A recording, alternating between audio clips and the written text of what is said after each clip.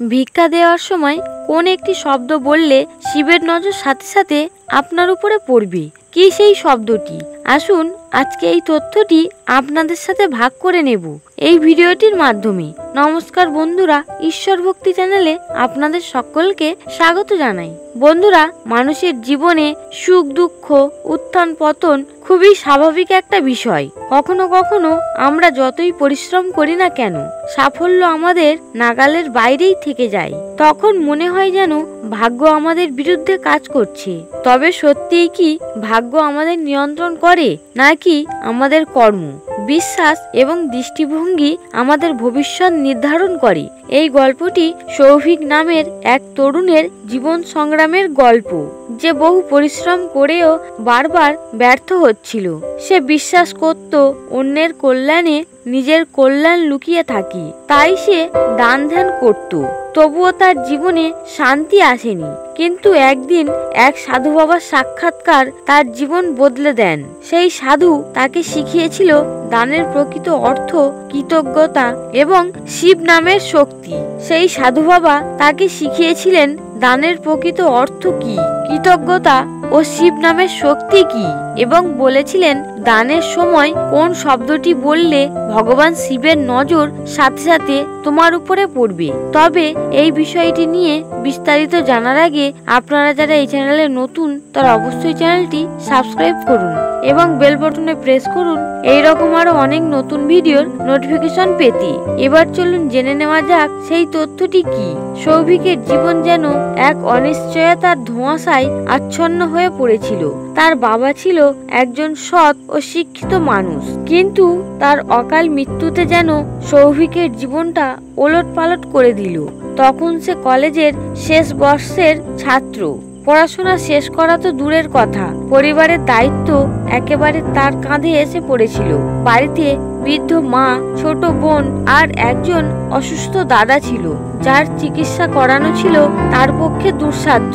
সৌভিক পড়াশোনায় ইতি টেনে কাজের সন্ধানে নেমে পড়ল। প্রথম দিকে সে একটা ছোটখাটো চাকরির জন্য খুব চেষ্টা করলো, কিন্তু ভালো কিছু পেল না। এরপর সে একটা ছোট্ট ব্যবসা শুরু করলো।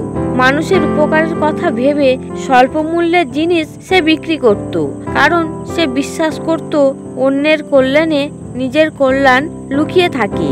কিন্তু তার ভাগ্য সহায় ছিল না। ব্যবসাতেও একের পর এক ক্ষতি হতে শুরু করলো। দুঃখ দৈন্যতার মধ্যে থেকেও সে কখনো অন্যায়ের পথে হাঁটেনি, বরং সে আরো বেশি মানুষকে সাহায্য করতে চাইতো। সামান্য যা আয় হতো তার থেকে কিছু অংশ গরিব দুঃখীদের মাঝে বিলিয়ে দিতে। রাস্তার ধারে থাকা ভিখারিদের কখনো খালি হাতে ফিরিয়ে দিতে নেই। তবুও তার নিজের জীবন কঠিন থেকে কঠিনতর হয়ে উঠছিল। একদিন সকালে ঘুম থেকে উঠে সে দেখলো তার অসুস্থ দাদার শরীর আরো খারাপ হয়ে গেছে। ঘরে সামান্য কিছু চাল ছাড়া আর কিছু ছিল না, ওষুধ কেনার টাকাও ছিল না। মাথার মধ্যে তার কেমন এক ঝাপসা অনুভূতি হচ্ছিল। মনে হচ্ছিল জীবন যেন তার কাছে এক দুর্বোধ্য ধাঁধার মতো। সারাদিন কোথাও থেকে ধার নেওয়ার চেষ্টা করলো, কেউ তাকে টাকা ধার দিতে রাজি হলো না। বন্ধুরাও এড়িয়ে চলছিল। সন্ধ্যার দিকে সে ক্লান্ত হয়ে পড়ল। মনে হচ্ছিল এভাবে আর কতদিন। মন খারাপ করে গঙ্গার ধারে গিয়ে বসলো। জল তরঙ্গে এক অদ্ভুত প্রশান্তি ছিল, অথচ তার অন্তরে ছিল প্রচন্ড অস্থিরতা। ভেবে দেখলো জীবনে যত ভালো কাজই হোক না কেন, তার ফল সে কিছুই পেল না। এমন সময় তার চোখ পড়ল এক বৃদ্ধ সাধুর দিকে। তিনি ধ্যানে বসেছিলেন। তার চেহারায় এক অপার্থিব শান্তি, যেন সমস্ত জগতের ভারও যদি তার কাঁধে থাকে তবুও তিনি অচঞ্চল। সৌভিক কিছুটা দ্বিধাগ্রস্ত হয়ে তার কাছে গিয়ে বসে পড়ল। সাধু বাবা ধীরে ধীরে চোখ খুললেন এবং মৃদু হাসলেন। তিনি বললেন, বৎস, তোমার অন্তরের যন্ত্রণা আমি অনুভব করতে পারছি। বলো, কি নিয়ে তুমি এত চিন্তিত? সৌভিক বিস্ফারিত হৃদয়ে সব কথা খুলে বলল। তার দুঃখ, তার পরিশ্রম, তার ব্যর্থতা আর তার হতাশা সব শুনে সাধু বাবা গম্ভীর চোখে তার দিকে তাকালেন এবং বললেন, তুমি অনেক দান করো, কিন্তু তুমি জানো কি প্রকৃত দানের শক্তি কি? সৌভিক কিছুটা অবাক হয়ে বলল, আমি তো বিশ্বাস করি দান করলে মানুষের আশীর্বাদ পাওয়া যায়, আর আশীর্বাদই তো জীবনের আসল সম্পদ। সাধু বাবা মৃদু হাসলেন আর বললেন, দান অবশ্যই মহান কাজ, কিন্তু তার সঙ্গে যদি তুমি কৃতজ্ঞতা এবং শিব নামের শক্তি জুড়ে দাও তবে সেটাই হবে প্রকৃত পূজা। পরবর্তী 7 দিন তুমি যখনই কারো হাতে কিছু দান করবে তখনই মনে মনে বলবে, হে প্রভু, অসংখ্য ধন্যবাদ তোমাকে আমাকে তোমার সেবা করার সুযোগ দেওয়ার জন্য। এরপর 3 বার ওম নমঃ শিবায় মন্ত্রটি বলবে। তারপর দেখো তোমার জীবন কিভাবে বদলে যায়। সৌভিক মনে প্রাণে সিদ্ধান্ত নিল সে সাধু বাবার কথা শুনবে। সেদিন থেকে সামান্য যা কিছু দান করত তা ভগবান শিবের উদ্দেশ্যে করত। যখনই কারো হাতে কিছু দিত সে গভীর আন্তরিকতার সাথে বলতো, হে প্রভু, অসংখ্য ধন্যবাদ তোমাকে আমাকে তোমার সেবা করার সুযোগ দেওয়ার জন্য। এরপর 3 বার ওম নমঃ শিবায় বলতো। প্রথম দিকে মনে হচ্ছিল কিছুই পরিবর্তন হয়নি, কিন্তু ধীরে ধীরে সৌভিকের জীবনে এক অলৌকিক পরিবর্তন আসতে শুরু করলো। একদিন এক বৃদ্ধ ব্যক্তি তার দোকানে এলেন। সৌভিক যথারীতি বিনীতভাবে কিছু খাওয়ার জন্য দিল এবং শিব নাম জপ করল। বৃদ্ধ ব্যক্তিটি বিস্মিত হয়ে জিজ্ঞাসা করলেন, তুমি কেন এভাবে দান করো? সৌভিক সব খুলে বলল। বৃদ্ধ মৃদু হাসলেন আর বললেন, তোমার দান এবং কৃতজ্ঞতা সত্যিই বিরল। আমি একজন ব্যবসায়ী, আমার একটি কোম্পানির জন্য একজন সৎ ও পরিশ্রমী ম্যানেজারের দরকার। তুমি রাজি হলে আমি তোমাকে সেই দায়িত্ব দিতে পারি। সৌভিক অবাক হয়ে গেল। এতদিন যে চাকরির জন্য সে সংগ্রাম করছিল সেটাই যেন শিব ঠাকুর নিজে এসে তার হাতে তুলে দিলেন। সেই চাকরি পাওয়ার পর সৌভিকের জীবন বদলে গেল। সে ধীরে ধীরে তার পুরানো ঋণ পরিশোধ করলো, দাদার চিকিৎসার ব্যবস্থা করলো, ছোট বোনের পড়াশোনার খরচ চালাতে লাগলো। তার ব্যবসাও আবার গড়ে উঠল, এবার আরো বড় পরিসরে।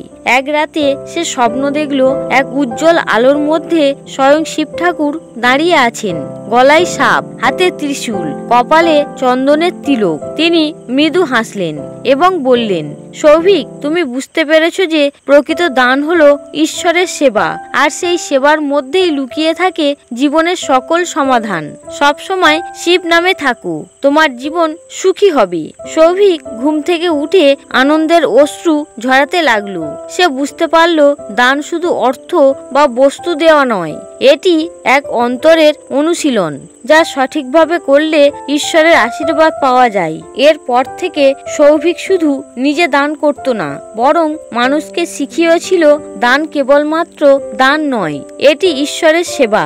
যখনই দান করবে মনে করবে তুমি শিবের সেবা করছো, আর যদি ওম নমঃ শিবায় এই মন্ত্রটি জপ করো তাহলে মহাদেব তোমার সকল দুঃখ কষ্ট দূর করবেন।